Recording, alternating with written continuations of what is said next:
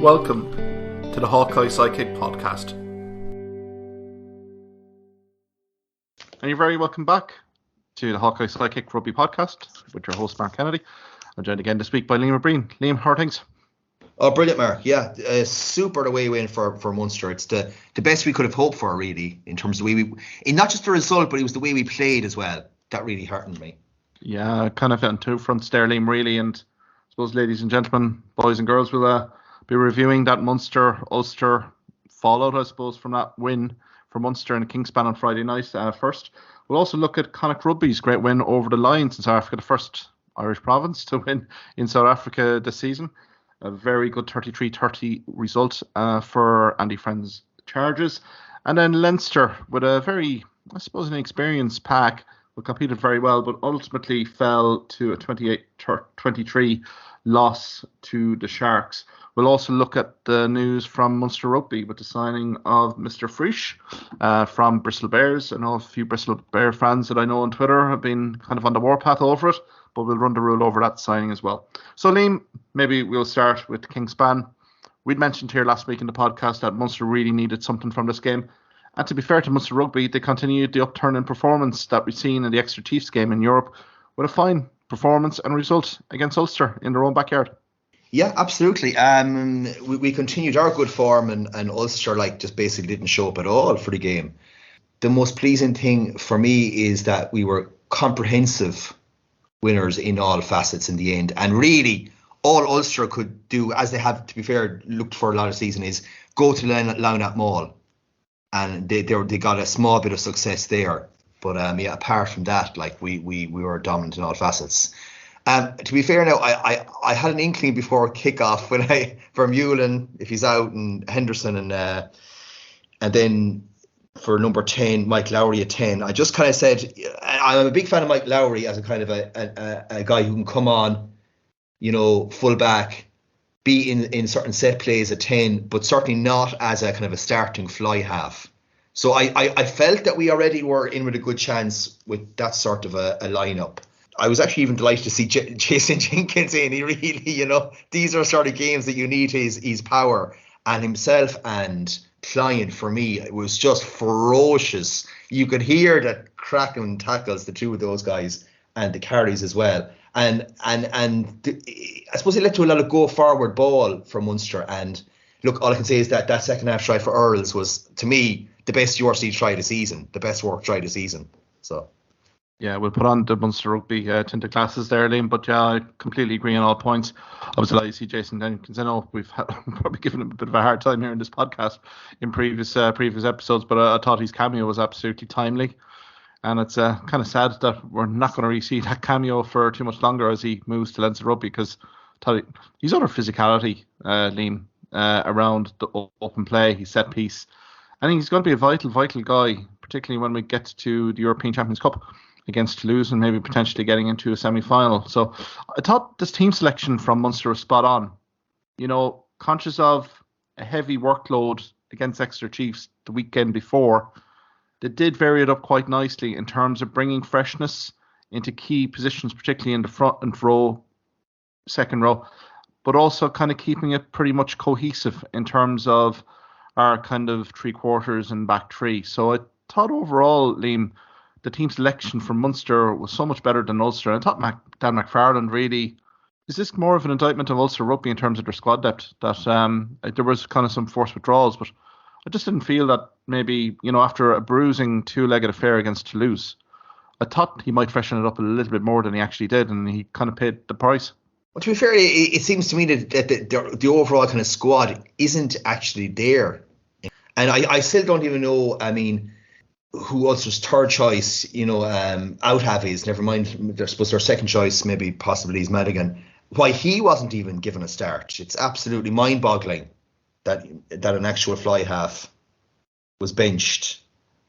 That Lowry got pretty much his first ever start at number 10. Yeah, so that was great as well. But yeah, in terms of, we freshened it up. We went with our entirely new front row, and to a man, they were absolutely mighty. Ulster persisted with pretty much the same pack. Had to move around Nick Timoney once Vermeulen was out. And I just thought that like the match is pretty much over. Just after half time there, I went to 18-3 to Munster, and I thought that was pretty much that. So I think the least we can say is we're still the second best province in Ireland.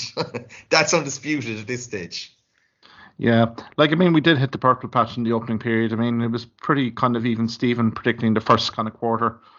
John Cooney had given the lead to Ulster with a routine penalty.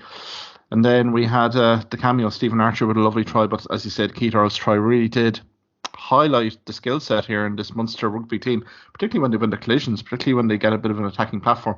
That was a phenomenal score, really, wasn't it, Liam, in terms of Keith Earl's try? But Archer's try setting the tone as well after 21 minutes, kind of asking those defensive questions of Ulster.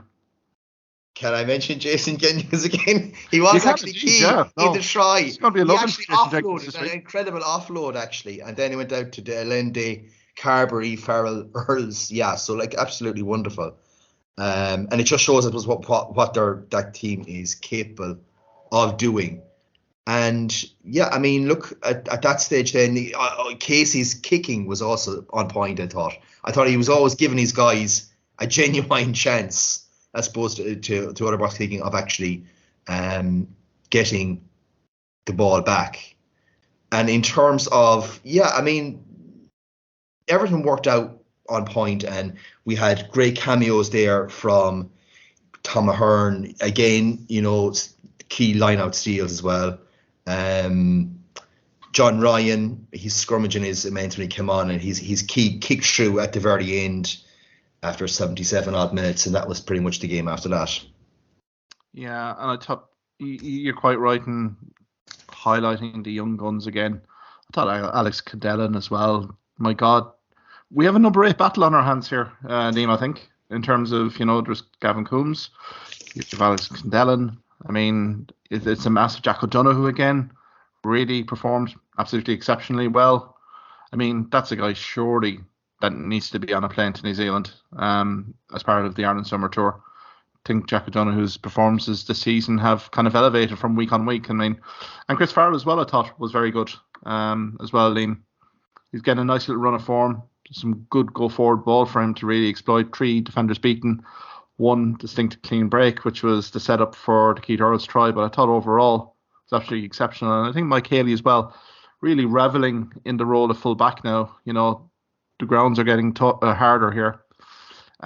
Quicker ball, and again, he's offloading. Again, he had 2 offloads. He topped the offloads list along with Robert Balacone as well with 2. But again, Haley, solid as a rock defensively, but also showing that attacking nous, again, which is going to be required, particularly into the coming weeks, going into the business end of the season. Yeah, but again, I mean, of all the backs, I mean, his meters gained stats must be just like, I know, in the hundreds at this stage, like absolutely crazy. To be fair, even in all those tight games, I remember back to Castaway even, I mean, he was always making yards. That was being key to season. And, I mean, even think of the Irish full-back situation. I mean, my God, like certainly, I suppose, after Hugh Keenan, he's up there. He's definitely up there and putting his hands up. The Cadellin versus Coombs is incredibly interesting because they are 2 different sort of number 8s. We have the real bruiser in terms of Coombs, and then I suppose the more ball playing number 8 there in Cadellin. And it kind of reminds me of the South African situation. They have Vermeulen and kind of Vermeulen and Coombs are in the same sort of mold, and then you have the calls for Evan Roos and Cadellin as well. Just basically, even they look alike. You know what I mean? It's just crazy. But yeah, a credible position to be in. I think that Jack O'Donoghue absolutely has to be on the plane. I mean, is he actually even the form Irish back rower this season? Maybe up there, okay, we'd say with Keane and Doris, but yeah, they're the 2 probably form back rows this season. I think in any other era, I think Jack O'Donoghue's performances would warrant him an Irish squad berth, but I think with the Leinster squad there, particularly like Jack Conan, Jeff Van der Fleer, Caelan Doris playing out of their skins at the moment. But I mean, Jack O'Donoghue, who consistently in URC action, European action, he's putting a hand up here, Liam. And I mean, Andy Farrell has to be taking absolute note of these. I mean, he top tackle count again, 16 tackles from the game again. He kind of led by example. But yeah, I think it's a lovely situation for Van Gran, I suppose, but also Graham Rowntree to have these back rowers coming in that are literally producing week on week. It must be a very difficult call in terms of a 23-man squad going into key European games when you have guys like Alex Candellan, John Hodnett, guys like that really kind of pushing, Jack O'Sullivan, guys like that really pushing hard for European Cup inclusion. Can only be one way for Munster, and that's up, really. Yeah, it's like we have to remember this, that we're pretty much potentially missing 5 of what would be a starting pack in terms of Killer, Sneeman, Byrne, O'Mahony and Coombs. But yet, I wouldn't be anywhere worried, even if we were to go into a quarter-final in terms of Europe or in terms of the URC. I actually genuinely would be worried if it came to it that we had to go without those guys, because we have guys who've absolutely stood up in the last few weeks. And to be honest, some of the guys coming back, they may have to start replacing the bench because the competition is hotting up these times.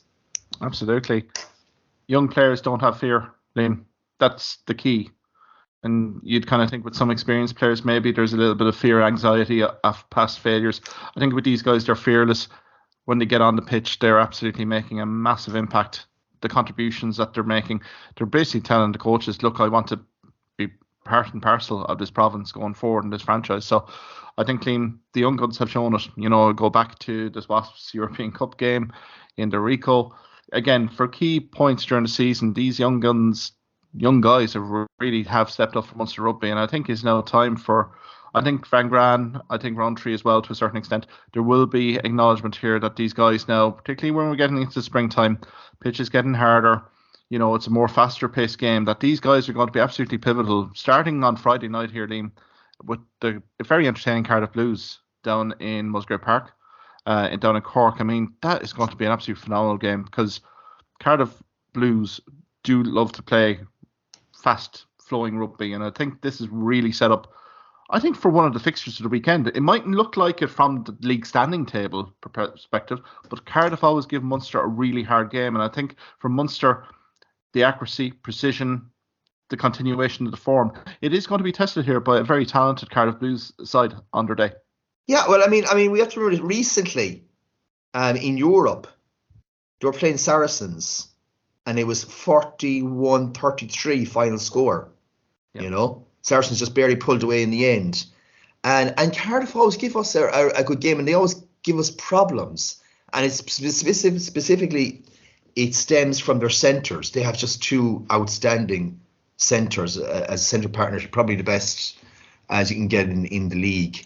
And they are probably the most, and have been the most complete side, maybe as arguably coached by the best coach of the Welsh regions as well, this season, even though it doesn't seem to have reflected in the table in terms of the Scarlets and Ospreys been slightly ahead of them. But I think it's going to be a high scoring game. I could see Cardiff getting 4 tries, and hopefully us getting at least 1 try more to get the try bonus point, because obviously that's crucial. The 5 points is what we're going for. But as again, Cardiff they're pretty much out of it. They've nothing left to play for but Pride. But Pride is quite a strong thing to play for as well. Absolutely, and I think they will relish down in Cork. I mean, it's always fast track conditions down in Musgrave Park. You never really get a poor game down there, just with the pitch conditions. As I say, I could see Cardiff getting 4 tries, but I could also see Munster really kind of letting rip here as well. The continuation of form here. Again, it would be very exciting to see the likes of Casey Carberry renew that partnership again. It'll be interesting to see back line perspective. Do they keep on there, or will they kind of tinker around a little bit? But yeah, I think all to play for. And I think for Ulster Rugby as well. It was a poor week last week, given the dramatic loss to Toulouse at home. Again, this kind of flat performance against Munster. But now they have a turnaround where they really need a result against Edinburgh away to really kind of, I hate to say this, kind of salvage playoff ambitions, really, Liam, which for me a few weeks ago would have been unheard of, given that they were kind of neck and neck with Ulster or with Leinster Rugby.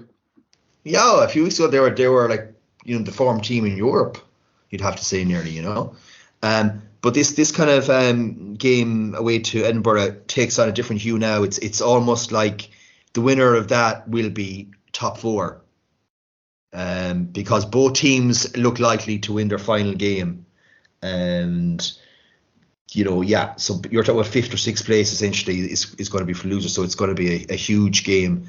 Yeah, it's going to be a tough one for Ulster because Edinburgh. Yeah, I mean, the Argentinian boys as well are class. They have some really good Scottish forwards as well. So it's going to be a tough one to call. I mean, I suppose you would expect the Ulster, they're not going to play as bad 3 games in a row. Probably will be back at full strength. That's going to make a difference as well. So I certainly though couldn't tip Ulster for definite for getting a result there. Yeah, I think it'll be a very 50-50 game, Liam. And I mean, the consequences here of a loss here could be pretty substantial for Ulster. I mean, when you see the Stormers in second on 52 points, and you go all the way down to 8th place in the overall rankings to see the Bulls on 48, the table is going to be so interchanged here in round 17 and 18 that any further slip by any other team in that top 8 really is going to really languish you down in the lower reaches of the playoff picture. So I think for Ulster and Edinburgh, there's not much in it in these games, 50-50. I mean, we've seen Edinburgh really go to town on Connacht Rugby, particularly at home during the Six Nations campaign. So I think Ulster have been well warned here. Now, Vermeulen has to be a starter here. He has to set the tone. If he's not there, I think that's a massive loss. But I think for Ulster, they really have to front up this week and really kind of secure a good performance in Edinburgh. As you say, Edinburgh should be, a local derby game against Glasgow. And I mean, I think league organisers have played this very well in terms of some very intriguing round 18 games, which have massive playoff ramifications, particularly with the 2 Scottish sides here in the mix. So all to play for there. I think it's a 50-50 call there, particularly in Edinburgh.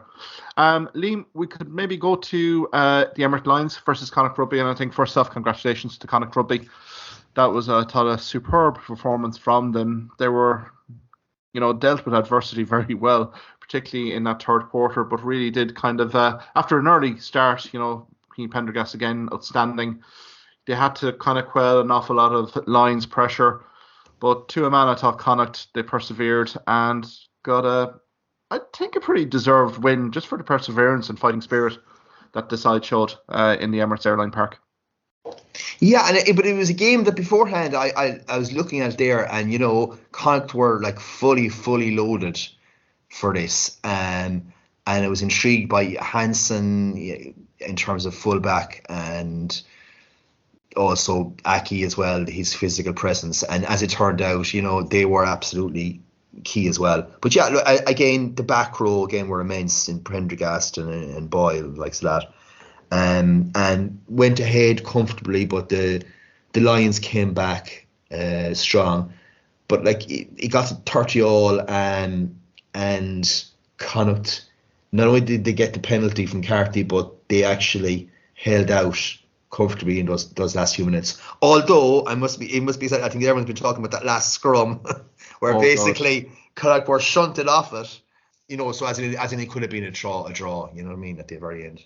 He was very hard in the mouth stuff, and that scrum started to creak a little bit, but again, kind of getting the rub of the green this time at the end. But I mean, there's so many stand-up performances in this game. I mean, I think Mac Hansen particularly was superb, 47 metres, 2 offloads. Keane Prendergast, as I said, had the early try, was very prominent. Tom Daly. I also thought as well, it's a big shout out to Niall Murray here as well. I know we've been kind of talking about second row and front 5 kind of recruits for Connacht next season, but again, I thought Niall Murray, a very timely cameo from him to really kind of say to Andy Friend, look, I'm your guy in terms of second row. 14 tackles during his cameo, really good. John Porch as well came in with an awful lot of nice little turnovers. And I think it's just a perseverance, particularly, the likes of Emmanuel Suzuka was offloading for fun there, particularly in that third quarter. Quan Horn as well, 103 metres. I mean, it looked at one stage that the Lions were just going to literally cut loose. So I think credit to Connacht. And you know, we talked about this last week in the podcast team, where the likes of Andy Friend and Jack Carty were very much saying, you know, in terms of being under the post, not making the mistakes. I think, in fairness, they kind of did learn lessons from the Leinster European Champions Cup defeat. Thought they were very composed at key stages, particularly in that third quarter when, you know, maybe sometimes during the season, you know, particularly the Edinburgh game, it would have gone away from them. So I think from Andy Friend and the coaching perspective, they have to be very happy in terms of how that result panned out. Yeah, I mean, look, the key was ultimately was that they were a lot more defensively sound than they have been in other games this season. As you say, like, you know, they were pretty much cut open in a lot of games at Wales, Edinburgh, and recently Leinster as well. So that has to be one of the most pleasing things. They just dogged it through that crucial period there in the second half when the Lions had the momentum, and it's an incredible result, really. You know, only second time this season for a URC team from the Northern Hemisphere to win in South Africa. So they should absolutely be very proud of that performance, that they performed so well. Absolutely, and we have to kind of applaud as well the penalty try as well after 8 minutes as well. It was a cracking start from Connacht, so I think all kudos goes to them. Again, we've seen first time with Munster Rugby during the Six Nations campaign here, Liam, that Lions are a progressively improving side. So from that perspective, I think this is a marvellous result for Connacht. Now, it might be too little too late in terms of their playoff ambitions for URC and European Champions Cup, but I think they set the marker down for the rest of the season. And with the recruits that are coming in from Leinster particularly, I think things are looking very rosy here from a Connacht Rugby perspective. So hopefully they can continue that against the South Sea Sharks. And maybe we can go to that game here, Liam, as well. I thought it was a very entertaining game on Saturday evening. I think Leinster gave as good as they got given the lineup that they announced. But South Sea Sharks just about, and I say just about, got the win over Leinster 28-23. Basically, Leinster were in it right to the end, and it was just that bit more, I suppose, that power that some of the South African internationals brought, you know, in terms of their scrummaging and their forward play, was probably the difference in the end. To me, it shows that the Lions are a bit up and down as a side. They're definitely, of the teams that maybe are going to be in the top 8, they're definitely a team that even away from home, I think you have a good chance of playing against them for some reason. Yeah, just the Sharks, they were very up and down. I mean, I think Leinster had if you saw the front five, it was very inexperienced on paper, but I thought Amanda did very well along with Andrew Porter. I mean, Scott Penny as well was very impressive. He scored a try after 16 minutes. It was very tit for tat here, Liam, in terms of the first half. You know, you had Penny scoring a try, Sharks coming straight back, then O'Brien with 35th minute with a splendid try, then Hendricks for 38th minute, and then it kind of ebbed and flowed in terms of penalties. Frawley keeping the scoreboard ticking over for Leinster as well. But as I said, it was probably the bench. It was kind of that more oomph from the Sharks particularly. But again, Leinster were knocking on the door, particularly come the last 10 minutes. So I think it was a very useful, worthwhile exercise for Leo Cullen and the management team to really run the rule over the young guys. They've embraced the challenge here. And I think, to be fair to Leinster, you know, they won't dwell on this too much. I think it's good experience for all the young guys that were on, and didn't disgrace themselves, got a loser bonus point on it. And, you know, again, they look home and host in terms of being the top ranked team. And I think the announcement this week from the URC organisers that the top seeded team will get home field advantage for the grand final, I think can only point very well to Leinster Rugby at the moment. So I think from that perspective, South Sea Sharks get the win. They've Connacht this weekend coming, which will be a very fascinating affair, particularly the clash of styles here, I think, in terms of the attacking width that both teams will try to display on the day. So I think overall, I think Leinster will go to the Stormers as well, which is another kind of marquee fixture from the organisers. It'll be very interesting to see with Leinster, the squad rotation, because I think one or two of the frontline guys will be going back to Dublin ahead of the Leicester Tigers game. So again, I think it's another opportunity for the academy, an awful lot of French squad players really to put up their hands. So I think that'll be a fascinating game. Liam, we can probably talk as well here in terms of Munster Rugby. again, we mentioned last week on the rugby pod, which Graham Roundtree was on, that he kind of basically mentioned that there would be no more signings. But then came news there mid of last week that Antoine Frisch was confirmed as a new signing for Munster Rugby next season. He's a 25-year-old. He's Irish qualified through his maternal grandmother, who hails from Dublin. And I know quite a few Bristol Bears fans have been very surprised and taken aback by this decision, because he was a very prominent performer for the Bristol Bears. So I think we might be getting an absolute gem here. Liam, what do you think? Yeah, absolutely. Kind of real left off field signing for us this season. In terms of Bristol this season, he's played 13 times with 10 points, so 2 tries. And he's been a guy who really seems to like the offload. So that'll be something interesting that we're going to be seeing next season from him. He can play, obviously, centre in terms of inside, outside. He can also play wing. He can also play fullback as well. I think he was signed from the D2. So Bristol obviously saw or spotted something from him as well. He'll give another great option for us at centre next year. I suppose, it's World Cup year, so you have to think of that Fekitoa for a bit will be out. I would even say Farrell as well has a good chance as well.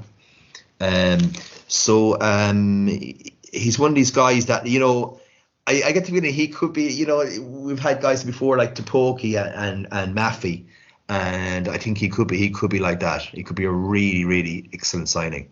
I think this is a really shrewd signing. I think you have to say kudos to Bristol Bears for their coaching network to identify a guy in the D2. I think it's Rowan Normandy. Again, he's a big unit here, 6'3", 99 kg. But what I've seen of him in the Bristol Bears, he's no slouch. Liam O'Brien, is very kind of quick. Very kind of fleet of foot, and as well as that, he loves to kind of really link play, particularly with his back three. So I think from that perspective, it could be one of those shrewd signings here that may have gone underneath the network. We've talked a little bit in terms of Ulster renewals. We've talked about Leinster maybe getting 1 or 2 captures, same with Connacht Rugby.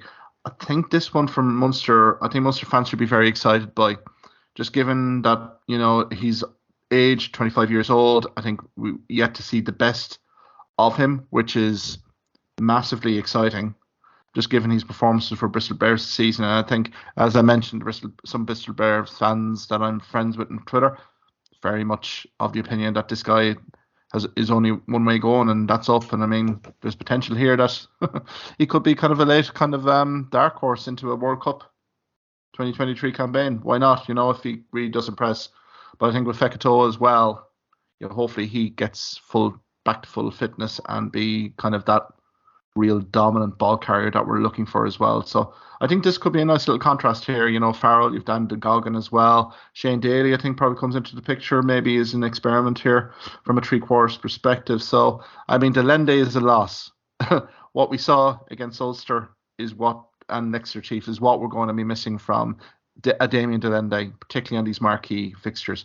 But I think for the guys that are still around in that talent pool in the three-quarters, it's time to embrace it. And I think Antoine Frisch, welcome to the club. It'll be a fantastic experience for him, and hopefully all goes well for him. Yeah, I mean, we can go back here, Liam, to the URC standings and everything else. But I mean, from a league organiser perspective, it must be very exciting for them in terms of the playoff picture still very uncertain from 2nd to 8th here. There could be an awful lot of permutations come the end of the regular season, which is kind of fast approaching. Is there any other fixtures that's really standing out for you this weekend coming in round 17? Round 17, I suppose, look, at this stage, I just like looking at the Stormers playing rugby, right? So that's why I got to pick out Stormers Leinster. To me, I think the very first game we played, at the start of the season, was home against the Stormers. It was. And they led, I think at one stage, they led 17-0, and they had a disallowed try with a forward pass. 24-0 would have been all over. They played the best half of any team that came to Tone Park this season. And that wasn't even in the first game. So, I just kind of want to see how they're going to kick on. I think that Leinster have done enough. They'll probably finish on something like 62 points anyway, at least. I think the Stormers will actually end up in second, the way things are going. And then, you're talking about Edinburgh Ulster, the winner of that game, essentially, I think they'll come third. So that's kind of how crucial that is. So in terms of maybe, Ulster against Edinburgh away is probably going to be the game of the round, actually. Yeah, I agree with you there. I'm really looking forward to the Stormers-Leinster game. And I think Leinster will provide a good challenge for Stormers, given their skill set. It'll be very interesting to see the Stormers, as I say. I think they've produced probably, as you say, one of the halves of rugby in the URC in Antoin Park. First game, really set the tone early. There's a few Welsh derbies like the Osprey Scarlets. I mean, Scarlets are really dependent on results to go for them. Now, there is that kind of 5-point gap between themselves and the Bulls at the moment for that 8th spot, but I think it's maybe kind of looking a little bit forlorn for the Scarlets. I think the Munster-Cardiff game could be a potential cracker, as well as probably the Connacht Chelsea Sharks. So there's quite a few kind of good kind of games there to kind of really finish up. Of course, then as well, you have the Bulls. Bulls are playing Glasgow Warriors as well, which would be, particularly in the Loftus Versfeld, I think for Glasgow Warriors after last weekend, it doesn't get any easier for them. So I think from that perspective, Glasgow and Edinburgh, that last fixture really could decide an awful lot of things as well in the pool as well. I think it's just overall, I don't know how to do the Pro 14 URC, but they always seem to turn out these fixtures at the end, which keeps you on the edge of your seat, even if you're kind of a neutral. It really does there's an awful lot of permutations here that could still happen, like from, as I said, repeat myself here, Stormers in second to the Bulls. An off day in round 17 or 18 could absolutely be detrimental for any of these teams within that kind of standing range for literally kind of your playoff hopes and ambitions. So I think one thing's for sure here, Liam, it's going to be a phenomenal playoff series. Given, the teams here that are going to have to be on form in the next few weeks going into the playoffs.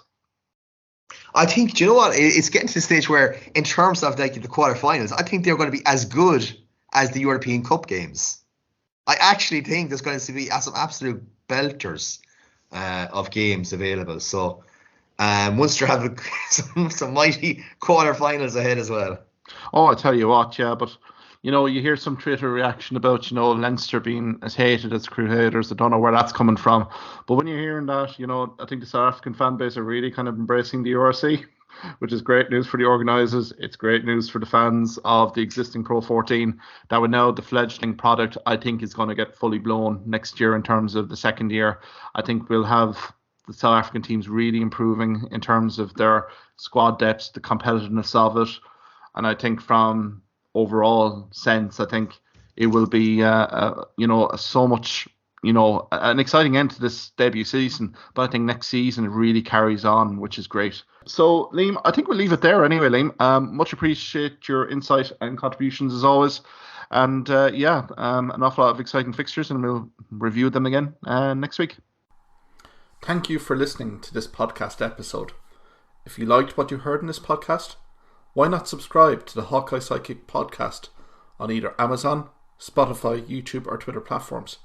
You can also follow me at Hawkeye Sidekick on Facebook and Twitter for the latest sporting opinions, articles and reports.